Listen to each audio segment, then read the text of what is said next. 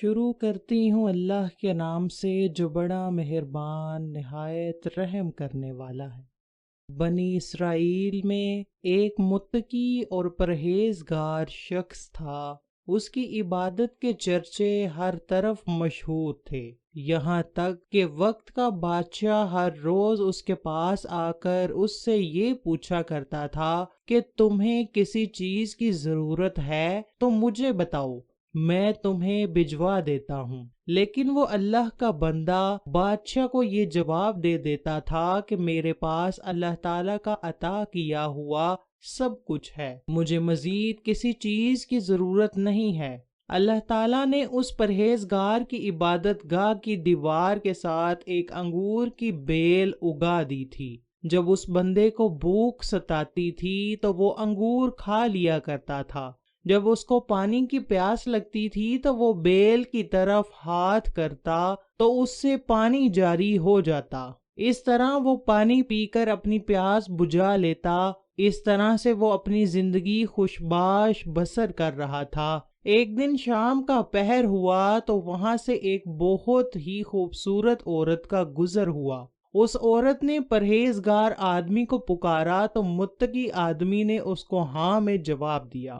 اس عورت نے پرہیزگار بندے سے دریافت کیا، کیا تیرا رب تجھ کو دیکھ رہا ہے؟ عابد نے جواب دیا کہ جی ہاں، میرا رب مجھے دیکھ رہا ہے۔ وہ ہر چیز پر قادر ہے، مطلق ہے، ہر چیز کو پیدا کرنے والا اور دلوں کے راز جاننے والا ہے۔ اس کے سوا کوئی بھی عبادت کے لائق نہیں ہے۔ وہی مرنے کے بعد ہم سب کو دوبارہ زندہ کرنے والا ہے۔ اس عورت نے کہا کہ رات ہو رہی ہے، کیا میں تیرے عبادت خانے میں رات بسر کر سکتی ہوں؟ جب صبح ہوگی تو میں اپنے گھر چلی جاؤں گی۔ اس عابد نے عورت کو اپنے کمرے میں رات بسر کرنے کی اجازت دے دی۔ جب وہ عورت کمرے میں داخل ہوئی تو اس نے اپنے کپڑے اتارے۔ اس نے بدکاری کے لیے اس پرہیزگار شخص کو دعوت دی۔ اس عابد نے شرم کے مارے اپنی نظریں نیچی کر لیں۔ عابد نے اس عورت کو کہا، اے بدبخت عورت، اپنے کپڑے پہن لے۔ عورت نے عابد کو کہا کہ اگر تو میرے ساتھ بدکاری کر لے گا تو تیرا کوئی نقصان تو نہیں ہوگا۔ اس آدمی نے اپنے نفس کو مخاطب ہو کر پوچھا کہ تو بتا، تو کیا چاہتا ہے؟ نفس نے جواب دیا، اے بندے، اس سے پیارا موقع پھر کبھی نہیں ملے گا، میں تو اس عورت کے ساتھ ضرور بدکاری کروں گا۔ اس شخص نے جواب دیا، تیرا ستیہ ناس ہو، تو آگ میں جلنا چاہتا ہے؟ تو ایک لمحے میں میری سالوں کی عبادت کو ضائع کرنا چاہتا ہے؟ کیا تجھے علم نہیں ہے کہ جو زانی ہوتا ہے اس کی بخشش نہیں ہوتی؟ اے میرے نفس، تو دوزخ کی آگ میں جلنا چاہتا ہے۔ دوزخ کی آگ دنیا کی آگ سے کئی گنا خطرناک ہے۔ مجھے یقین ہے کہ اللہ تعالیٰ تجھ پر غضب عطا کرے گا، پھر تو کبھی بھی ایسا کرنے پر راضی نہیں ہوگا۔ لیکن عابد کے نفس نے اس کو مزید عورت کے ساتھ بدکاری کرنے پر مجبور کیا۔ اس آدمی نے نفس سے کہا کہ جہنم کی آگ دنیا کی آگ سے کئی گنا گرم ہے۔ پہلے میں تجھے دنیا کی آگ پر رکھتا ہوں، اگر تو نے اس آگ کی تپش کو برداشت کر لیا تو میں تجھے آج کی رات اس عورت کے ساتھ بدکاری کرنے کی کھلی اجازت دے دوں گا۔ اس عابد نے چراغ میں تیل ڈال کر چراغ کی روئی کو لمبا کیا۔ وہ حسین و جمیل عورت بھی کمرے کے ایک کونے میں کھڑی یہ سب باتیں سن اور دیکھ رہی تھی۔ وہ عورت یہ سب کچھ دیکھ رہی تھی کہ یہ آدمی کیا کر رہا ہے۔ اس شخص نے چراغ کی بتی پر اپنا ہاتھ رکھا تو آگ نے اس کا ہاتھ نہ جلایا۔ یہ آگ سے مخاطب ہو کر بولا، کیا بات ہے، تو ہاتھ کو جلاتی کیوں نہیں ہے؟ یہ بات کرنے کے بعد آگ نے اس کا سارا ہاتھ جلا ڈالا۔ عابد کا ہاتھ جلتے ہوئے دیکھ کر عورت خوف زدہ ہو گئی۔ اس نے فوری توبہ کی اور اللہ کا خوف اس قدر طاری ہوا کہ عورت کے منہ سے ایک زوردار چیخ نکلی۔ لی تو وہ اس دنیا سے چل بسی۔ اس شخص نے اس عورت پر ایک کپڑا ڈال دیا۔ صبح ہوتے ہی شیطان لوگوں سے مخاطب ہو کر بولا، اے لوگو،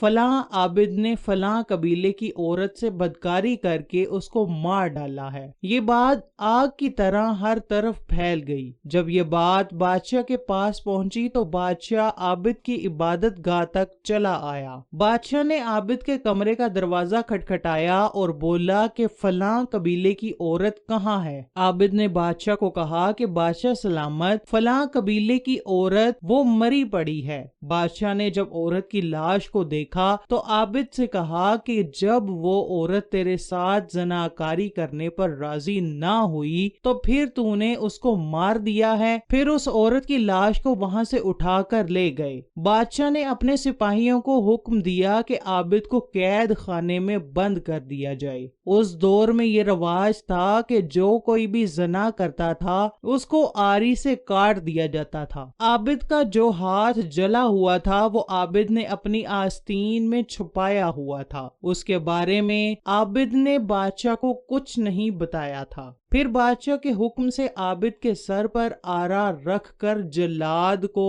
حکم دیا گیا کہ عابد کا سر کاٹ دیا جائے۔ جب آرا چلا تو آرا چلتا ہوا عابد کے دماغ تک گیا تو عابد کی زبان سے آہ نکلی۔ اللہ تعالیٰ نے حضرت جبرائیل علیہ السلام کو بھیجا کہ فوراً فلاں بندے کے پاس جاؤ اور اس کو میرا حکم دو کہ اللہ تعالیٰ کا حکم ہے کہ سب کچھ صبر و تحمل سے برداشت کرو، کچھ بھی اپنی زبان سے الفاظ نہ نکالو، میں سب کچھ دیکھ رہا ہوں۔ آسمان پر سب فرشتے رو رہے ہیں، مجھے اپنی عزت کی قسم اگر اس نے دوسری بار آہ نکالی تو میں آسمانوں کو زمین پر گرا دوں گا۔ اللہ تعالیٰ کے حکم سے وہ عابد کچھ بھی نہ بولا، وہ سب تکالیف کو صبر کے ساتھ برداشت کرتا رہا۔ جب وہ عابد مر گیا تو اللہ تعالیٰ نے پاس پڑی مردہ عورت کے جسم میں روح ڈال دی۔ وہ اٹھ کر بولی، خدا کی قسم یہ عابد بے گناہ ہے، اس نے میرے ساتھ کچھ نہیں کیا تھا، میں نے تو اس کو خود زنا کی دعوت دی تھی، لیکن اس نے میری دعوت کو ٹھکراتے ہوئے مجھے انکار کر دیا تھا، میں آج بھی کنواری ہوں۔ اس کے بعد عورت نے بادشاہ اور وہاں سب لوگوں کو عابد اور اس عورت کے درمیان جو بھی عمل اور باتیں ہوئی تھیں سب بتا دی۔ بادشاہ نے عورت کو کہا کہ اگر مجھے اس بندے کے بارے میں یہ سب کچھ معلوم ہو جاتا تو میں اس بندے کو ہرگز نہ چیرنے کا حکم دیتا۔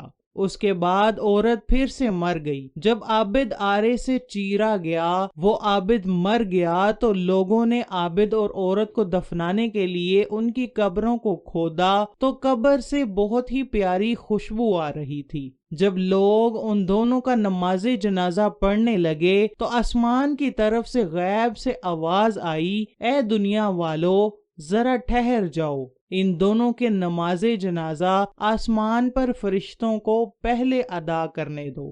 پھر ان کا نماز جنازہ پڑھ کر ان کو قبر میں دفنایا گیا۔ چند مدت کے بعد ان کی قبر پر یاسمین کا پودا اگ آیا تھا۔ ان کی قبر پر لوگوں نے ایک تختہ پڑا دیکھا تھا، اس تختے پر لکھا ہوا تھا، اللہ کے نام سے شروع جو نہایت مہربان اور رحم کرنے والا ہے۔ اللہ تعالیٰ نے اس بندے کی قبر پر ایک منبر نصب کر دیا ہے۔ اللہ تعالیٰ نے اپنے فرشتوں کو اکٹھا کیا اور حضرت جبرائیل علیہ السلام نے سب فرشتوں کو خطبہ دیا۔ یہ سب کچھ میں نے اس لیے کیا ہے کہ میں نے فرشتوں کو اپنا گواہ بنایا ہے۔ میں نے فردوس کی 50,000 جنتی روحیں اس کے نکاح میں دی ہیں۔ میں اپنے ڈرنے والوں کے ساتھ ایسا ہی سلوک کرتا ہوں۔ اللہ تعالیٰ ایسے بندوں کی قبروں کو ہمیشہ ہی روشن فرماتا ہے۔ ہمارے پیارے آقا حضرت محمد صلی اللہ علیہ وآلہ وسلم نے فرمایا کہ عورت کی محاسن کی طرف دیکھنا ابلیس کے زہر میں بجھے ہوئے تیروں میں سے ایک تیر ہے۔ دنیا میں جو بھی بندہ حرام کاموں سے اپنی نظروں کو نہیں بچاتا تو اللہ تعالیٰ قیامت کے دن ایسے بندوں کی آنکھوں میں آگ کی سلائی پھیرنے کا حکم دے گا۔ پھر اللہ تعالیٰ کے حکم کی تعمیل کی جائے گی۔ نبی اکرم کا فرمانے عالی شان ہے کہ جو بندہ اپنی نگاہ کی حفاظت کرے گا اللہ تعالیٰ اس بندے کو بہترین اجر و ثواب عطا فرمائے گا۔ اللہ تعالیٰ سے دعا ہے کہ اللہ تعالیٰ ہم سب کو نیک کام کرنے اور زناکاری سے دور رہنے کی توفیق عطا فرمائے۔